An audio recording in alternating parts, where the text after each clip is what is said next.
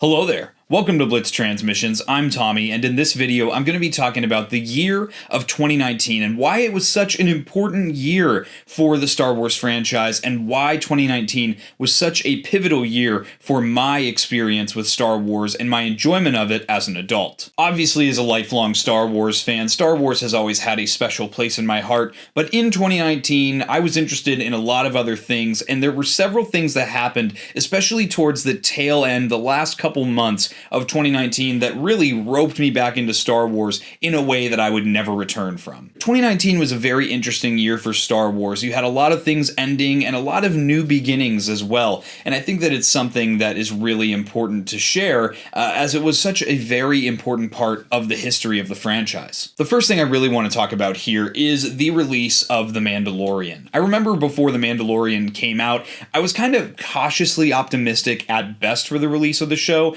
At the time, I had some pretty mixed feelings towards the sequel trilogy, and I was at the time, very negative towards Episode 8, The Last Jedi. I also was very upset about how Solo underperformed in the box office, and there are plenty of reasons for that, but it was a movie that I and a lot of other Star Wars fans enjoyed, and it was very disheartening to see it do so poorly in the box office. And because of this, I wasn't sure what to make of The Mandalorian. On top of this, too, The Mandalorian was also the debut of Star Wars for new content on a streaming service. There were a lot of firsts here, a lot of new things going on, and considering the recent track record of Star Wars at the time being so dodgy, I wasn't sure of what to make of The Mandalorian. And then I sat down and watched that first episode. I vividly remember this night. I remember that I had to wait until 3 a.m. because I live on the East Coast of the United States. I was in my first semester of my freshman year of college, so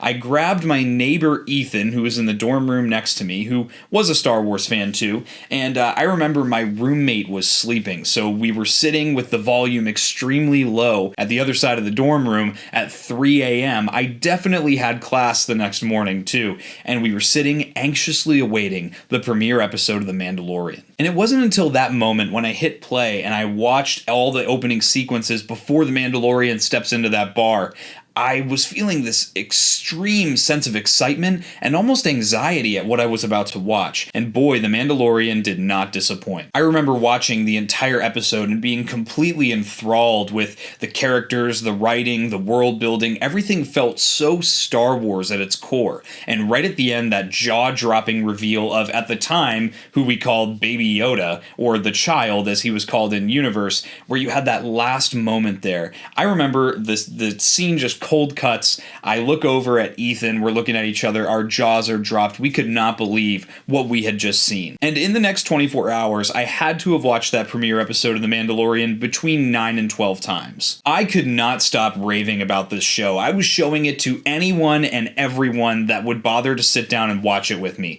Friends, acquaintances, family members, you name it, I was talking about The Mandalorian and watching The Mandalorian with whoever I could. And The Mandalorian would go on to be one of my most favorite things from the Star Wars Disney Plus era. So I can't say enough how much this show did for me as a Star Wars fan. This show really brought that childlike wonder and enjoyment with Star Wars for the first time in a way that I've never felt since the 2008 release of the theatrical The Clone Wars movie. And it wasn't since then, since I was a kid, that I had felt just this pure sense of joy and excitement. This was a new Star Wars project that I was obsessed with, and to feel that feeling for the first time in my adult life was a really surreal moment. And I know that this experience is the same for so many other Star Wars fans. A lot of people who might have felt disenfranchised with the franchise at the time, or just people who were kind of cold on Star Wars at the moment. This is a great show that brought a lot of new people on board and really brought a lot of disenfranchised fans back. The next thing I want to talk about here is a new video game release that came out in 2019, that being Jedi Fallen Order. In 2019, the only real Star Wars game that you could play that was new and current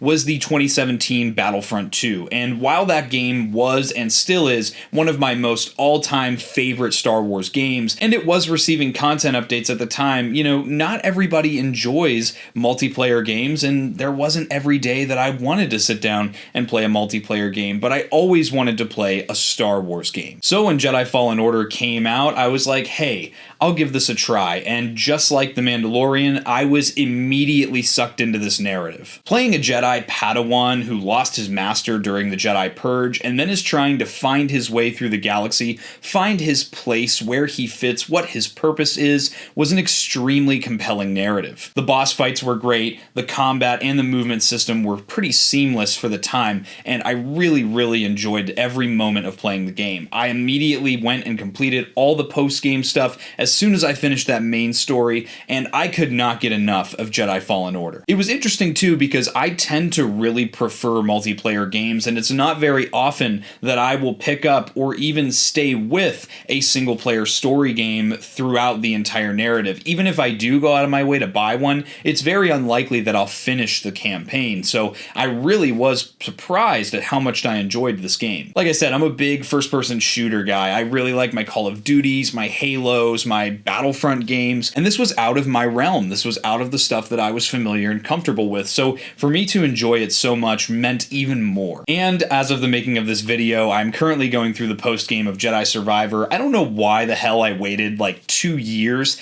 to play this game, but I finally picked it up a week or two ago, and again, just like with Jedi Fallen Order, I was absolutely just sucked into the universe, sucked into the story, and it was just so much fun. I enjoyed it just as much, if not more, as the first installment, and I'm super excited for the third. And again, for the gaming part of things, Jedi Fallen Order really contributed a lot to my now obsession with Star Wars as an adult. And the third thing here, as far as media goes, would obviously be the theatrical release, Episode 9, The Rise of Skywalker, the conclusion to what Disney was calling the Skywalker Saga. Now, my opinion of this movie has soured a little bit over time, but the enjoyment of going to see this movie with friends and the twists and turns of things like Palpatine coming back, thinking that Chewbacca died at one point in your first watch of the film. There were lots of moments in this movie. The redemption of Luke Skywalker as a Force ghost. It was just so much to love in this movie, and it was very fan servicey. It was very on the nose.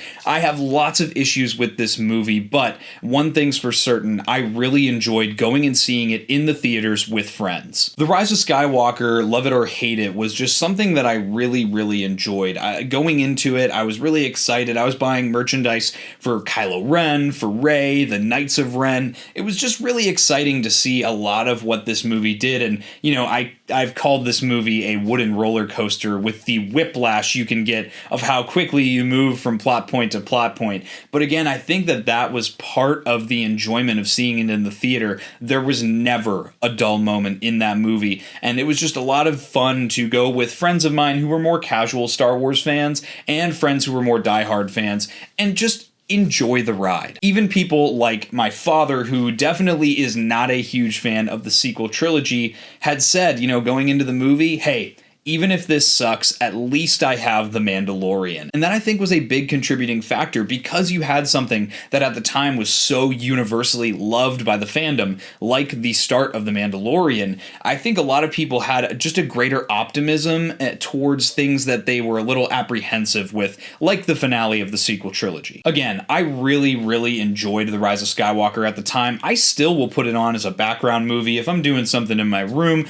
or if it's on TV, I'll sit down and watch it for a few minutes. I have nothing against the movie majorly, and I think that it definitely contributed to my obsession with Star Wars as an adult. And finally, if you couldn't tell from what's behind me here, 2019 was a huge year for me for Star Wars collecting, and this is another one of those instances where I dove into collecting and I never looked back. Star Wars toys were always extremely central to my enjoyment of the franchise as a child, and that did kind of bleed into high school a little bit with Star Wars Lego collecting, but there is that common denominator that I hear from collectors all the time of, as you grow up, and especially at that high school to college age, you get too cool for things like Star Wars. I was more into the Marvel Cinematic Universe. I was more into things like lifting, you know, hanging out with friends, doing outside activities. I wasn't so obsessed with Star Wars at that time. So in 2019, I loved The Mandalorian and Jedi Fallen Order so much, and I was hugely anticipating The Rise of Skywalker, especially especially after watching The Mandalorian,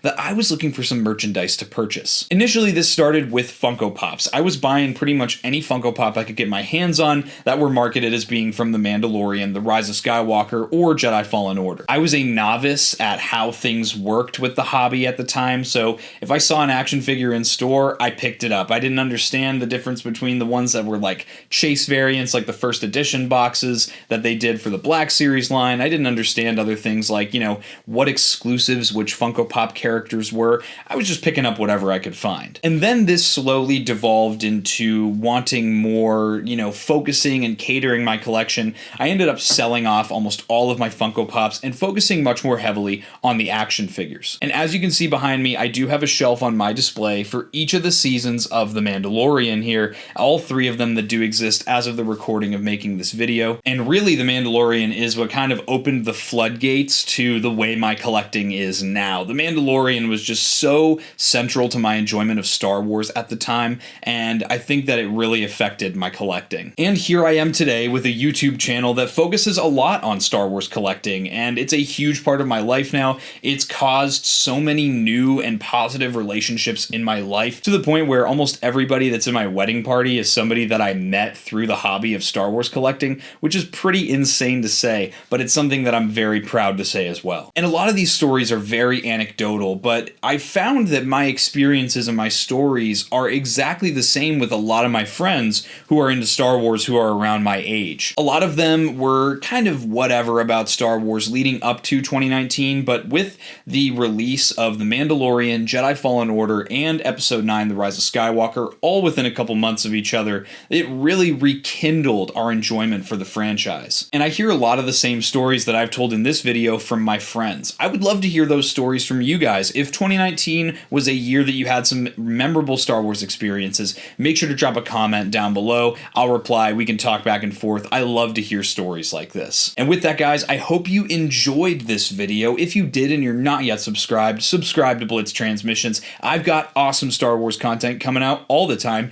If you are an ARC Trooper in my Patreon, you would have seen this video early. If you'd like access to early content, monthly giveaways, and more awesome benefits, the link for the Patreon is in the description below, as well as, if action figures are more your speed, my link to my Rancor Battalion YouTube channel membership gives you access to all of my reviews early. And if you'd like to check out my Discord or any of my social media, all those links are also in the description below. Guys, I hope you enjoyed this video. I'll catch you for the next one, and may the Force be with you. Breaking off all units. Fire at will. 1-2, pick your targets. Too many, Captain. Watch your stabilizer, Gold 6. Anybody cover me. I got 2 vultures on my tail. Gotta hold them here. Watch your left. I can't shake them. I'm hit. I'm hit. Where's the reinforcements?